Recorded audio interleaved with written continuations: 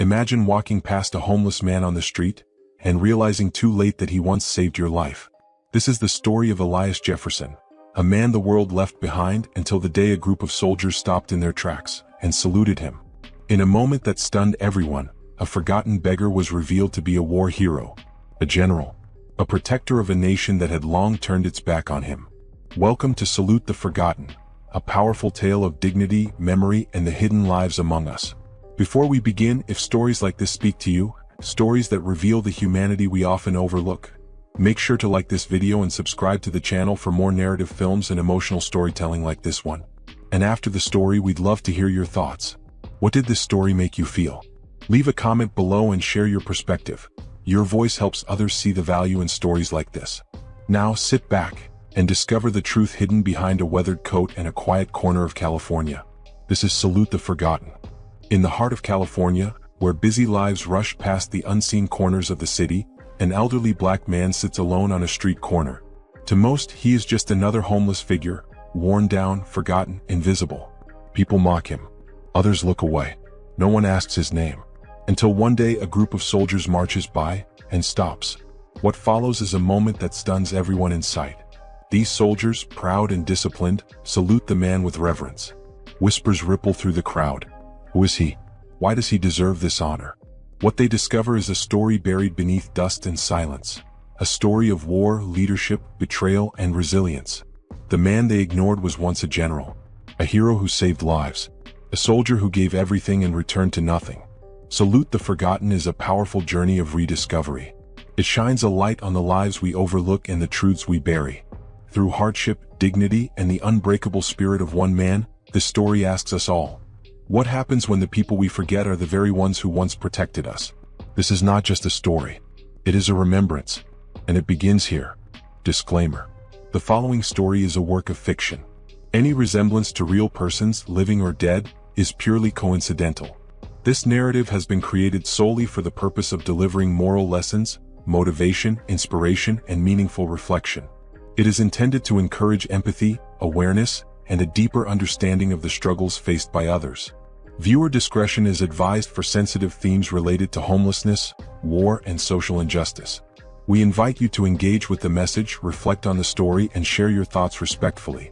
The sun rose slowly over downtown Los Angeles, casting a golden glow on cracked sidewalks and graffiti-stained walls. Rush hour had already begun. Cars honked in frustration, buses hissed to a halt, and the air vibrated with the pulse of a city in motion.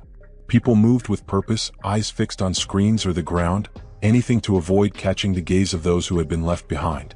At the edge of Pershing Square, near a busy intersection where pigeons picked at crumbs and buskers fought to be heard, an elderly man sat silently on a threadbare blanket. His name was Elias Jefferson, but no one called him that anymore.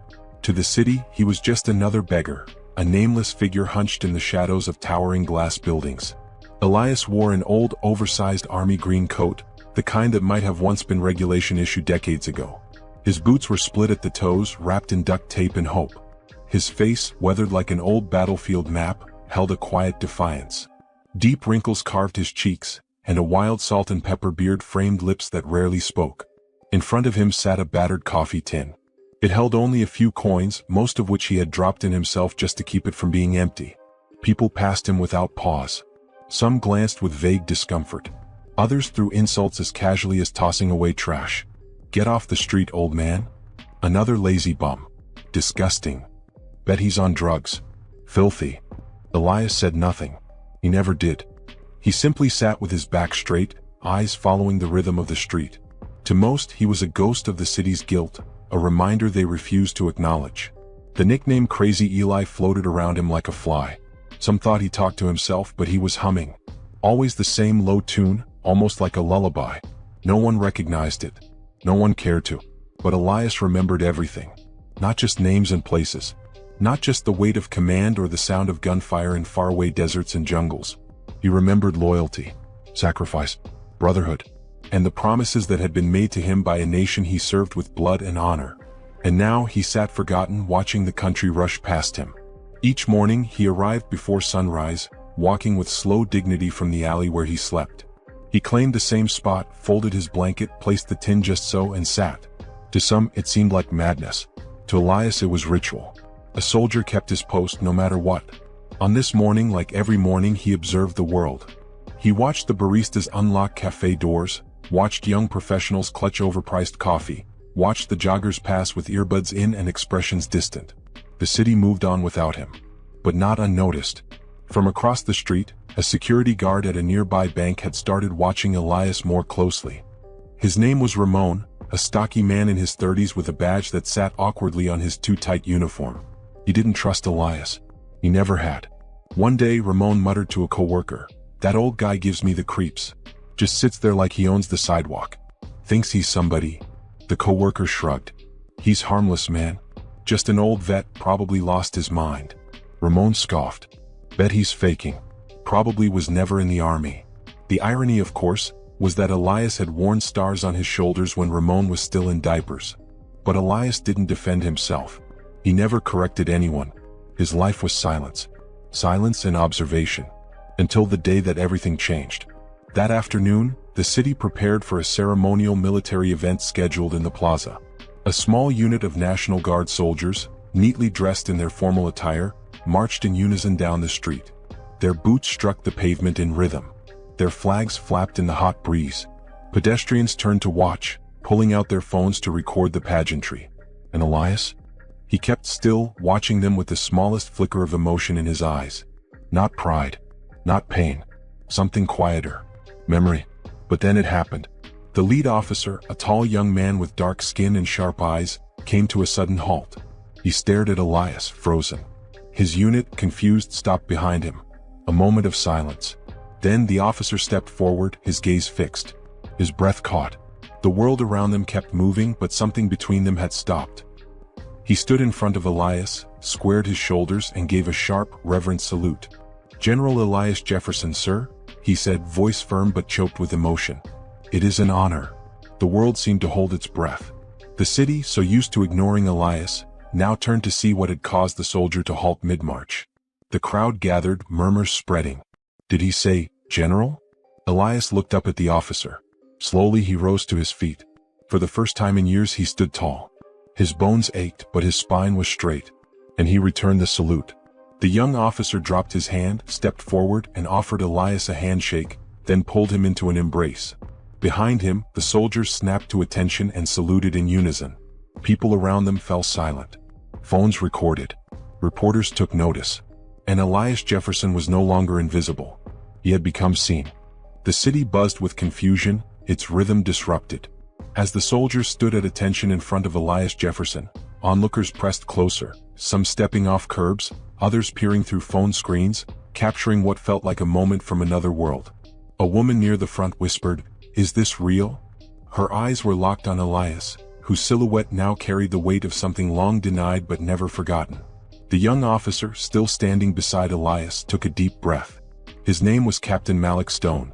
He was 34, proud, disciplined, and molded by a military legacy passed down from his father. A man who used to speak in hushed reverence about one commander who changed his life during the conflict overseas. Elias Jefferson. He had never expected to see that name again, let alone standing on a street corner in downtown Los Angeles, disguised in rags and silence. "General," Malik said again, more gently this time. "Sir, are you all right?" Elias blinked slowly. His mouth opened slightly, then closed. The words didn't come immediately. It had been years since someone had addressed him by title, let alone that title. "I'm still here, Captain," he finally murmured. Malik's jaw tightened. "Sir, please let me help you. Let us take you somewhere more fitting." But Elias shook his head, a soft but resolute gesture. "Not yet. Not today." The camera flashes continued. Reporters had begun to arrive. A local news van screeched to a stop near the sidewalk. "Sir, can you tell us your name? Is it true you were a general? Why are you living out here?" The questions came rapid and breathless. Elias said nothing. It was Malik who stepped forward, raising a hand to quiet the crowd. "This man," he said, his voice steady and commanding, "is General Elias Jefferson. He led troops in Operation Iron Torch. He held the perimeter at Cunard Province. He saved hundreds of lives, including my own father's." The reporters paused, caught off guard by the weight of the words. Some in the crowd gasped. Others shook their heads in disbelief. "That operation never even made the headlines," someone muttered. Because it wasn't supposed to, Malik answered. It was classified. We only knew about it from the men who were there. Those who lived. Those who never forgot. He turned to Elias again. My father told me, he continued, that when the helicopters didn't come, when the extraction failed, and when they were surrounded, it was your voice that kept them steady. That you refused to leave even when command ordered you to evacuate. He said you stayed until every man was safe. Elias nodded once. That's true. Malik smiled just faintly. He always said your spine was made of iron. That no bullet could break it. That's why they called you Ironback. The old man gave a quiet chuckle, the sound rough like gravel. I hadn't heard that name in a long time. The soldiers behind Malik stood motionless, their respect painted across solemn expressions. Most had never met Elias before that day, but now they understood. They were standing before a legend their textbooks had omitted. A man who had disappeared not because he failed, but because a nation had failed him. One soldier stepped forward, a young woman with brown eyes and a scar that sliced across her right cheek. She pulled something from her jacket pocket, a ribbon old and worn. My grandfather served under you, she said. He gave me this before he passed. Told me to wear it if I ever saw the man who gave him a second chance at life. Elias stared at the ribbon, his eyes glossing. He reached out slowly, his hand trembling as he touched it. Thank you, he whispered. The crowd had shifted. No longer filled with disdain, it now bristled with uncertainty and shame. Some people who had once hurled insults at Elias now looked away embarrassed. A few stepped forward and dropped bills into the coffee tin without a word. One woman, an older Latina with a kind face, brought over a bottle of cold water. She placed it gently beside the blanket and nodded respectfully. Gracias, General, she said. The tides were turning, but Elias did not revel in it. Malik moved closer. Sir, we have a transport nearby. Please let us take you to the Veteran Center. They'll give you proper care. A safe place to sleep. Elias turned to him, eyes still sharp beneath the weight of years. There are others out here, he said. Other brothers, sisters, veterans, forgotten like me. Will they get a ride too? Malik hesitated. He hadn't expected that response. Elias continued. I'll come. But only if it starts something. I won't be a spectacle. I won't be a symbol unless it means something changes. The captain's eyes met his. There was a long silence between them, then Malik nodded. Yes, sir. I swear it. We'll make it count. Only then did Elias lean on Malik's arm and allow himself to be guided away from the blanket, away from the corner that had become his outpost in a war that never made headlines. As he walked, the soldiers fell into formation, escorting him with honor down the sidewalk. The crowd watched them go. Some clapped. Others simply stood in silence. And the battered coffee tin left behind now overflowed with bills and medals. Elias had not walked more than 2 blocks before his body reminded him of its age. Every step was a negotiation. Pain in his knees, tightness in his back, and a stiffness in his shoulders that even years on the street could not harden further. But he did not falter. He moved like a man with purpose, not pride. Captain Malik Stone stayed beside him, a respectful silence between them as the small convoy of soldiers cleared a path through the crowded sidewalk. People parted like a tide. Some clapped softly. Others whispered. A few simply stared. By the time they reached the waiting military van, city officials had arrived. The mayor's aide, dressed in an expensive suit and a synthetic smile, stepped forward, eager to be seen. General Jefferson, the aide said. On behalf of the mayor, I want to personally... Elias raised a hand, palm out. Not aggressively, but with finality. The gesture stopped the man mid-sentence.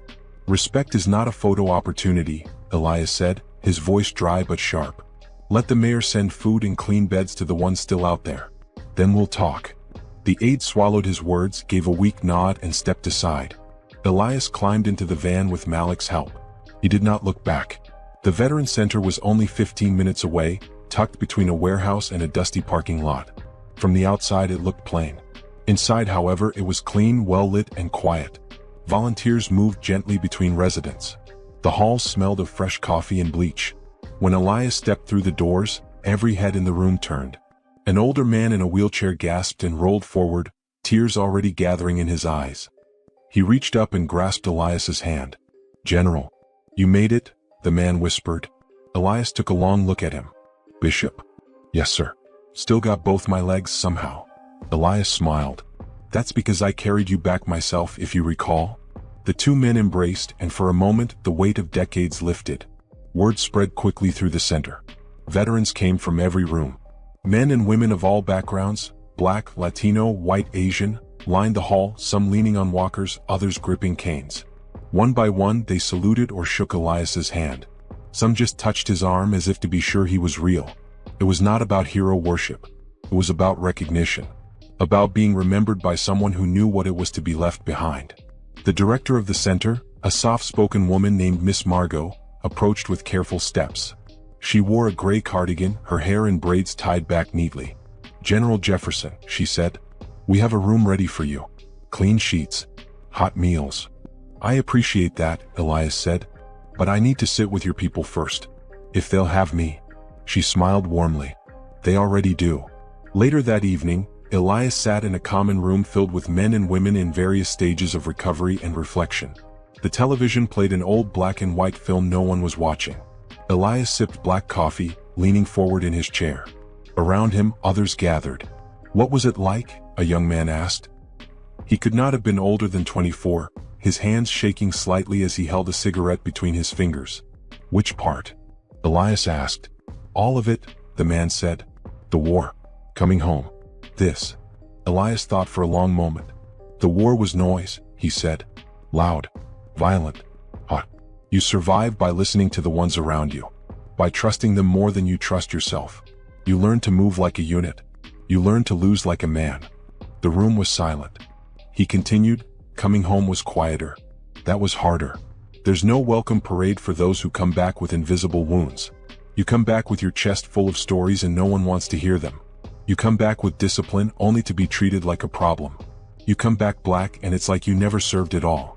A murmur of agreement rippled through the room. "Then there's this part," Elias added, gesturing around. "The war after the war. The one where you fight to matter again. Fight for dignity.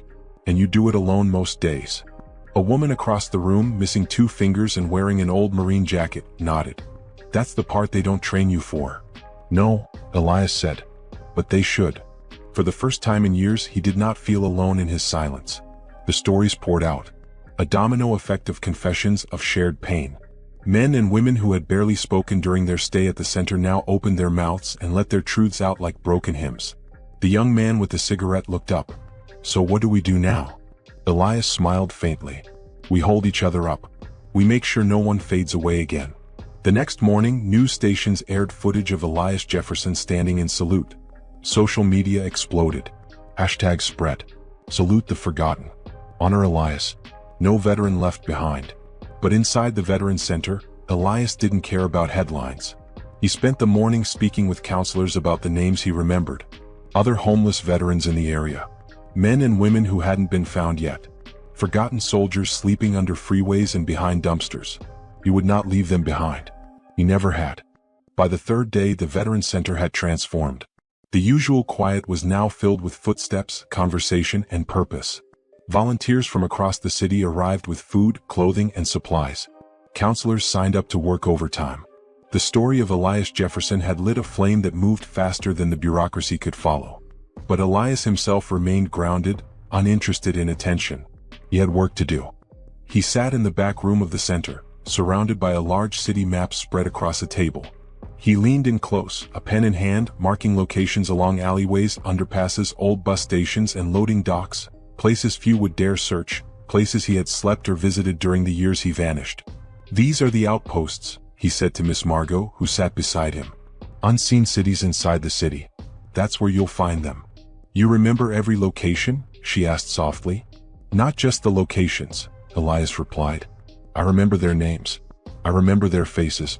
We might be forgotten, but we never forget each other." Captain Malik Stone arrived not long after with a folder under his arm and determination in his step. "General," Malik said as he walked in, "I spoke with command. We can redirect some resources for community operations. Food drops, health services, patrol sweeps. The brass is watching this now. They want to help." Elias looked up at him. "Then let's get started." The next morning, a quiet caravan moved through downtown Los Angeles. Not with sirens or spotlights, but with solemn respect. A pair of military vehicles followed by vans marked with the center's logo began making stops along the route Elias had drawn. They handed out food, blankets, and hygiene kits. But more than that, they came with names. Jesse? Elias called softly as he approached a man curled beneath a bridge. The figure stirred, eyes bloodshot and voice gravelly. Elias.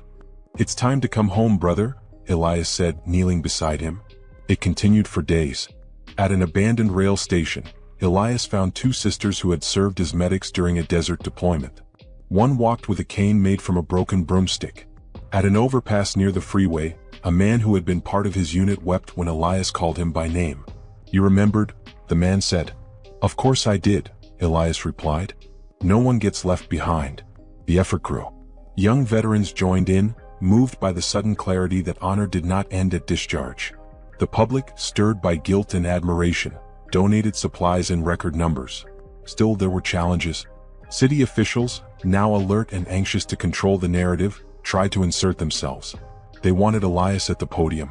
They wanted him to speak at a press conference, shake hands with donors, wear a pressed uniform and smile. Elias refused. I'm not here for the headlines, he told Malik. I'm here for the ones sleeping in doorways tonight. One afternoon, during a search along a stretch of warehouses east of Skid Row, Elias came upon a young woman crouched behind a dumpster. She flinched as he approached. Easy, he said gently. Name's Elias. I'm not here to bother you. The woman narrowed her eyes, defensive. You a cop? No, Elias said. I'm a soldier. Like you. She scoffed. You don't know anything about me. I know the look in your eyes, he replied. I've seen it in mirrors. Her expression shifted slightly. She glanced down at a weathered military patch sewn into her coat. Her hands trembled. I was with the mechanized unit out of Georgia, she said slowly. Third deployment broke something in me. Elias nodded. Then we'll help you find the pieces. She stared at him, then at the van behind him. For a moment she said nothing. Then she stood, weak but determined, and walked toward the vehicle. Elias waited until she was safely inside before turning to the others. That's one more, he said. Keep moving. Within 2 weeks, more than 100 homeless veterans were located, identified, and brought to shelter. Each was processed with dignity. No paperwork shoved at them before meals. No waiting in line for hours. Elias insisted on first names, eye contact, and patience. News outlets kept asking for interviews. Elias never gave one. What would I even say, he told Miss Margot one night. That I served a country that forgot me, then got remembered because someone happened to recognize my face? That it took a parade of uniforms to remind people I wasn't trash. You could tell them what you're doing now, she offered. Elias looked around at the sleeping residents in the center. They'll see it if they care to. And if they don't, no story will change that. Still, the city watched. They saw a man in his 70s outworking people half his age, walking for hours each day, not for himself but for others. More than once, Malik had to stop him from pushing too hard. You don't have to carry it all, General, he said. Elias smiled. Don't you know by now? I never put it down. But even as momentum grew, so did resistance. A city councilman made public remarks questioning whether the entire event had been staged. I mean, are we certain this man is who he says he is? He asked during a press conference. There's no official record listing him as a general under that name. The backlash was swift. Veterans across the state wrote in. Some called into radio stations. Others shared faded photographs. A petition circulated, demanding recognition. Even Elias's former commanding officer, now in a private facility in Oregon, released a statement confirming every word. The city backed off, but Elias remained unmoved by the controversy. I'm not here for apologies, he told Malik. I'm here for justice. Malik nodded. And what does justice look like to you? Elias looked out over the center's courtyard, where new arrivals shared stories under the shade of an old fig tree. It looks like this. The living remembering the fallen. The fallen living again through the ones we save. It rained the following morning. A soft, steady rain that washed the city streets and turned gutters into shallow streams. The sidewalks gleamed under gray skies, and the usual rush of foot traffic slowed, dampened by wet shoes and umbrellas. But Elias Jefferson was already outside. He moved with his coat collar turned up, hands in his pockets, boots soaked through. Even with the ache in his legs, he walked from the Veteran Center to a bus stop 2 miles away, one that passed by a government building he had not entered in years. Captain Malik caught up with him halfway there. Sir, he said, matching pace. We could have driven you. Elias shook his head. I need to feel the ground beneath me. That's how I remember the ones still out here. They arrived at the Department of Veteran Services just before noon. The building loomed, bureaucratic and cold, its glass windows untouched by the rain. Elias stood under the overhang for a moment, watching the doors, his jaw clenched. Malik held the door open. Inside, the line was long. The room buzzed with whispered complaints, coughing, and the soft shuffle of papers. Men and women waited in hard plastic chairs. Some in wheelchairs. Some asleep with their heads bowed. A woman behind the counter looked up as Elias approached. "Do you have an appointment?" she asked, not glancing up. "No," he replied. "But I need to see someone about a record." She sighed. "Name?" "General Elias Samuel Jefferson," he said, loud enough for others nearby to hear. She paused, her fingers hovering over the keyboard. "Did you say, General?" "Yes." The room grew quieter. She typed quickly, eyes flicking across the screen. Then her brow furrowed. She tried again. Then again. "I'm sorry," she said, looking up. "I'm not seeing any record under that rank." "I figured," Elias said calmly. "Try under Corporal. Then Sergeant. Then under no rank at all." She searched again. At last she found something. "Elias S. Jefferson," she said, reading. "Last recorded entry was medical discharge. Injured in service." But no mention of promotion. Malik stepped forward. His promotion came through a field directive during Operation Iron Torch. Classified operation. Chain of command was fractured. He was the highest-ranking man left. "That's not in here," the woman said. "It should have been confirmed." Elias didn't look surprised. "It never was. Paperwork got buried or ignored. Or someone decided I didn't deserve it." The woman sat in awkward silence. Malik leaned closer. "Is there someone higher up we can talk to? Someone who can amend the record?" She nodded slowly and picked up a phone. They waited for almost an hour before a supervisor arrived. A man in his late 50s, dressed in a suit too nice for the office he worked in. He gave Elias a firm handshake and a narrow smile. "We'll look into it," he said. Elias stared at him. "I've heard that before." "Yes, but this time." "No," Elias interrupted. "This time you'll fix it. Not because I need it for myself, but because there are 1,000 names just like mine. Lost, misfiled, scratched off. And every one of them deserves to be remembered right." The supervisor shifted uncomfortably. "I brought medals home," Elias said. "Carried men through mortar fire. I buried friends in silence because their families were never notified. I led a unit no one talks about. And for that, I slept in a cardboard shelter for 10 years. "I understand," the man said quietly. "No," Elias said, his voice low but sharp. "You don't, but you can. Start by putting my name where it belongs. Then keep going." The supervisor nodded. "Yes, sir. I will." Elias stepped back, his body trembling from fatigue and fury, but he kept his head high. As he turned to leave, a man in the waiting area, a young vet with a scar across his jaw, stood and saluted. Others followed. Within seconds, the entire lobby had risen, silent and upright. One by one, they saluted the man whose record had been lost, but whose honor had never faded. Back at the center that evening, Elias sat with a blanket draped over his shoulders, a mug of hot broth in his hands. Rain tapped gently against the windows. Miss Margot joined him on the couch. She brought a folder, thick with recent admissions, names of the newly found.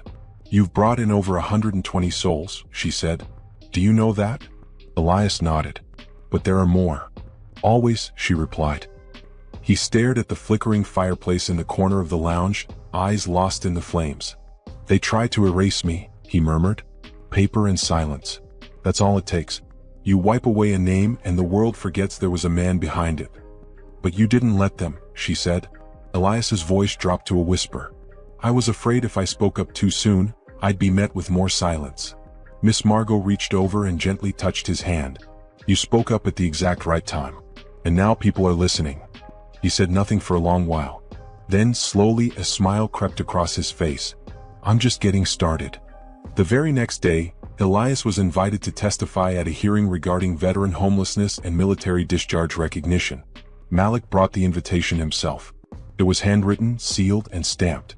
Elias unfolded it slowly, read the contents, and placed it on the table. "I'll go," he said. "But not alone." "Who do you want to bring?" Malik asked. "All of them," Elias said.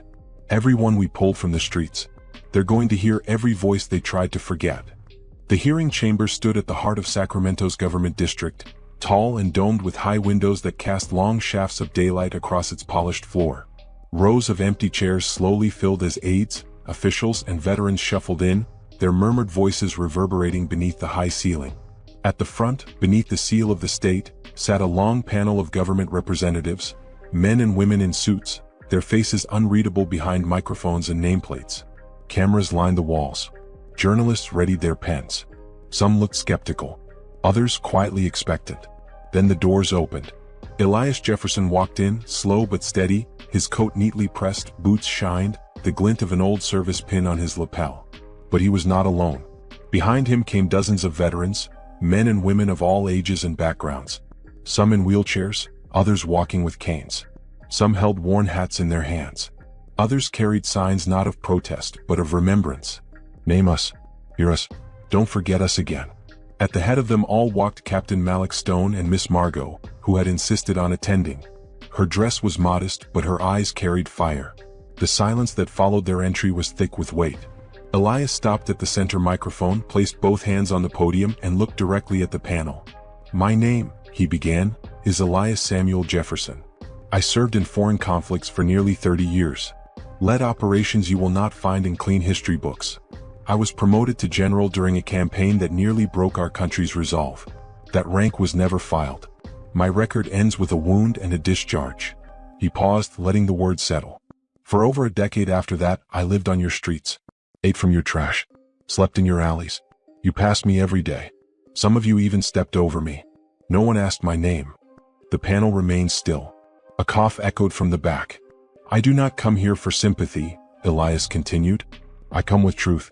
And behind me are living truths you chose not to see." He stepped back and motioned to the others. One by one, veterans took the microphone. A woman with burn scars on her hands spoke first. "I was an army medic. Treated children in war zones. I came home to be ignored in hospitals where I once worked." A man missing his left arm stepped forward. "They call us heroes on holidays but ghosts on every other day." Another woman, young and soft-spoken, read a letter she had written to her brother, who never returned. "If someone had helped him, he'd be here today. You can help the one still breathing." The testimonies continued. Stories of homelessness, of lost benefits, of unrecognized service, of names erased or never entered. Faces passed by, until a few brave souls like Elias Jefferson chose to stand still long enough for the world to notice them again. At the end, Elias returned to the podium. "People ask me if I'm angry," he said. "The truth is I am. But I've turned that anger into work. I've walked miles every day to find veterans who never stopped fighting. I've helped bring over 100 men and women into shelter. And I will keep walking." One of the officials leaned forward. "Mr. Jefferson, what would you ask of us?" Elias looked him in the eye. "Not money. Not monuments. Just records. Real ones. Lists that don't lie. Names returned to the books. And a system that does not punish those who return with invisible wounds." Another official cleared her throat. "Your service has moved this entire state. We are recommending that your rank be formally restored, your record amended, and your case used to build a model for future review." Elias said nothing. Then applause broke out, not from the panel but from the veterans seated in the audience. A slow rise of claps that echoed off the chamber walls until it could no longer be ignored. The panel members stood. One by one they joined in. The room filled with something rare in such a place, true respect. Back at the center that evening, Miss Margot found Elias sitting on the front steps, watching the sunset light bend through the trees. "You did it," she said. He smiled softly. "We did." She sat beside him. For a while they said nothing. Eventually she asked, "What comes next?" Elias pointed toward the city skyline, where rooftop gardens clung to concrete and birds circled cell towers like modern spires. "Next," he said, "we keep going. We find the ones still out there. We keep knocking on doors." She chuckled. "You sound like a man with no intention of slowing down." "I've rested enough for one lifetime," he said. 2 days later, a small ceremony was held on the grounds outside the Veterans Center. No fanfare. No brass band. Just family, friends, and fellow soldiers. Malik read the citation aloud, his voice strong. "By order of the state and in recognition of acts above and beyond the call of duty, the rank of general is formally restored to Elias Samuel Jefferson." A clean, polished uniform jacket was presented to him, his name stitched beneath the ribbons. For the first time in decades, his story aligned with the truth. Elias did not put it on. He simply held it in his arms. "I wear their stories now," he said to the gathered crowd, "and they wear mine." That night, a new sign was hung above the Veteran Center's front door. Burnished bronze mounted on oak, it read, "The Jefferson House, a home for the forgotten." Below it, etched in smaller letters, "No one left behind. Ever." Months passed. The world, as it always does, moved on to new stories, new heroes, new headlines. But the Veteran Center, now the Jefferson House, remained. A quiet fortress of dignity standing against the drift of forgetfulness. Elias Jefferson still rose early each morning. He moved slower now. The years had caught up to his bones and lungs, but not his purpose. The cane at his side was more a reminder of battles endured than a sign of surrender. His eyes stayed sharp, scanning every face that entered the center's gates. He remembered them all. On warm days, he sat beneath the fig tree in the courtyard. Newcomers came to him like travelers to an old well, speaking in low voices, asking for help, or simply needing to be heard. He always listened. One spring morning, a group of children arrived from a local school. They came for a class project titled Living History. Each child held a notepad, some with cameras around their necks, eyes wide with curiosity. A young girl named Lonnie approached Elias with hesitation. "Are you really a general?" she asked. He smiled, folding his hands across his lap. "That's what they tell me. But you don't look like the generals in movies," she said. "That's because I'm not here to be watched," he said gently. "I'm here to watch over others." She nodded slowly, trying to understand. "What was the war like?" Elias paused. The courtyard was quiet, the trees' leaves rustling overhead. "It was loud," he said, "and long. And it never really ended for some of us. But we came back. And now we fight different battles." The girl scribbled notes. Before she left, she handed him a small drawing. It showed a man in uniform sitting beneath a tree, surrounded by other people, all smiling. "You helped a lot of people," she said. Elias looked at the picture for a long time. Then he folded it carefully and tucked it into his breast pocket, where he kept only one other thing, a photograph of his old unit, faded but unforgotten. Later that week, Miss Margot found him out by the community garden, watching the younger veterans plant new vegetables in raised beds.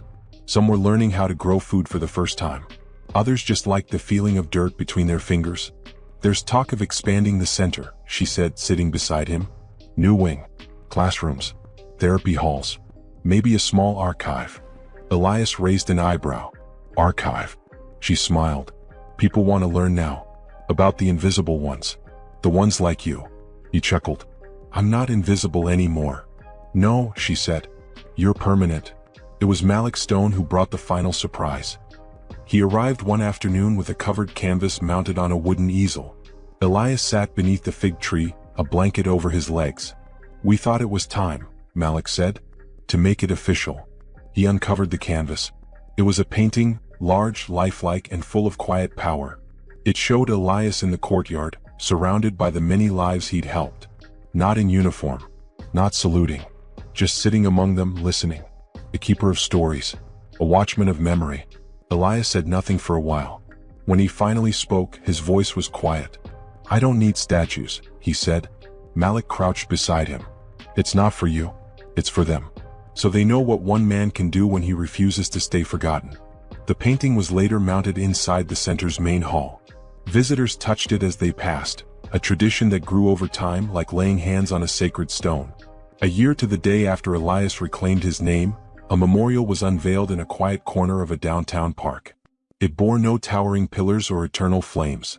Just a long, curved wall of stone, warm to the touch, etched with names.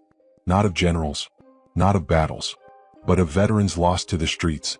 Above those names, in simple letters, were the words, "We remember the forgotten." Elias's name was there too, but it was not the largest. It was not gilded or bold. It sat at the bottom, carved in the same size as the others. He had insisted on it. No one above, no one below. Just names, just memory. Elias passed quietly one night under the fig tree, with a book in his lap and a blanket over his knees. The center's lights dimmed for 3 days in his honor. Veterans from across the country traveled to speak his name. Some wept, some laughed. All remembered. Miss Margot read the eulogy. Malik laid his uniform coat over the casket. The children from the school returned, now older, now knowing. One placed a small drawing beneath the fig tree, the same one she had given him that spring morning. In the painting, the man under the tree was surrounded by people. And this time he was smiling. The Jefferson house lived on. More centers were built, bearing no one's face but filled with his spirit. The soldiers who once saluted him that day on the street had risen through the ranks. They carried his legacy into policy, into homes, into hearts. And every year, on the anniversary of that rainy afternoon when Elias stood up for those who had been cast aside, veterans and civilians alike gathered beneath fig trees across the country. They spoke names. They shared stories. They saluted, not with grandeur but with gratitude. And in every whispered remembrance, in every saved soul, Elias Samuel Jefferson lived on. Not as a general, not as a legend, the end, but as a man who refused to forget.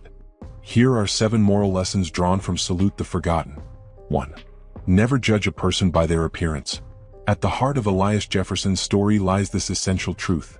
A man sitting alone in rags on a sidewalk may carry a past filled with honor, sacrifice, and leadership. Too often, society looks through people who live in hardship, assuming they have nothing to offer, no value left to share. But judgment based on clothes, status, or the place a person rests their head at night will always fall short of truth. Elias was mocked, ignored, and stepped over, yet he once commanded men in war, saved lives, and led with dignity. His story reminds us that every soul we encounter carries an unseen history. If we truly wish to build a compassionate world, we must learn to look again, not with our eyes, but with our understanding. 2. Recognition is not just a ceremony, it is justice. Elias was denied his title, his recognition, and his rightful place in history because of a system that failed him. The consequences were not symbolic, they were real. Without his rank confirmed, his access to resources, healthcare, and honor was stripped away. Recognition, especially for those who have served their country, is more than medals or ranks. It is the confirmation of sacrifice. It is the restoration of dignity. This story teaches us that correcting historical wrongs is not about pride. It is about justice. And justice delayed is still justice that must be demanded. 3. Leadership never retires. Elias led a unit into battle, but he also led men and women out of the streets into safety and healing. Even without a title, even with aching bones and weathered hands, he continued to serve. Leadership, in its purest form, is not about command, it is about responsibility. About watching over others when no one else will. The story shows us that true leaders do not seek power, they seek people. They speak up when others fall silent. Elias's journey proves that leadership has no expiration date, and no official rank is needed to protect those around you. 4. Healing begins with being seen. One of the most powerful transformations in the story occurs not when Elias is reinstated as a general, but when people finally see him, when they pause, recognize, and acknowledge him for who he is. For years he was invisible. His healing began the moment someone saluted him, not out of obligation but out of recognition. That simple act broke through the years of silence. Many people, veterans, the homeless, the overlooked, carry invisible wounds. What they need is not always money or praise. Sometimes the first and most healing act we can offer is to truly see them. 5. Systems fail but people can rise. The bureaucracy that erased Elias's record, the institutions that allowed a decorated soldier to sleep in the cold, and the society that let veterans fall into silence, these are failures of systems. But this story is not one of bitterness. It is a story of response. People like Miss Margot, like Captain Malik, and eventually even the panel of officials, each chose to rise, to challenge the system, to repair what was broken. The lesson here is powerful. Even when the machine grinds people down, individuals can still stand up. One voice, one act of advocacy, one refusal to accept silence can shift the course of many lives. 6. Legacy is built in quiet moments. Elias's legacy was not cemented in medals or parades, but in the way he sat under a fig tree, listening to the stories of forgotten souls. In the way he walked miles each day to check alleyways and bridges, looking for fellow veterans. His greatness was not loud. It was steady. It was rooted in empathy, in service, and in consistency. This teaches us that we do not need crowds or cameras to leave a mark. Legacy is built in the lives we touch, in the people we stand beside, and in the truths we uphold even when no one is watching. 7. No one is ever truly forgotten when we remember together. At its core, Salute the Forgotten is about remembrance, about the danger of erasure and the power of memory. When Elias died, the world did not mourn a stranger. Remembered a guardian. His name was spoken. His work continued. His painting remained. Most importantly, others picked up the work where he left it. That is the true answer to forgetting, remembering together. Communities that pause to honor, to listen, and to carry forward the stories of the unheard become stronger, more human, and more just. Final reflection. Elias Jefferson was a man lost and found. But his story is not unique. It stands as a mirror for every society, every institution, and every person who has ever walked past another soul without asking their name. Let us remember these lessons not as words on a page, but as guides for how we move in this world. Let us look again. And let us never forget to salute the forgotten. Thank you for watching and listening to Salute the Forgotten. This story was more than just words. It was a reminder that behind every quiet face, behind every forgotten soul, there may be a legacy waiting to be honored. If this story moved you, inspired you, or made you see the world just a little differently, we invite you to leave a comment below. Your voice matters, and your reflection could help others connect with the message too. And if you haven't already, please like this video and subscribe to the channel for more powerful storytelling, deep moral lessons, and stories that stay with you long after they're told. We have more narratives waiting for you, more stories of courage, healing, and human truth. So take a moment, browse through the channel, and discover what's next. Until then, thank you for being here. And never forget to salute the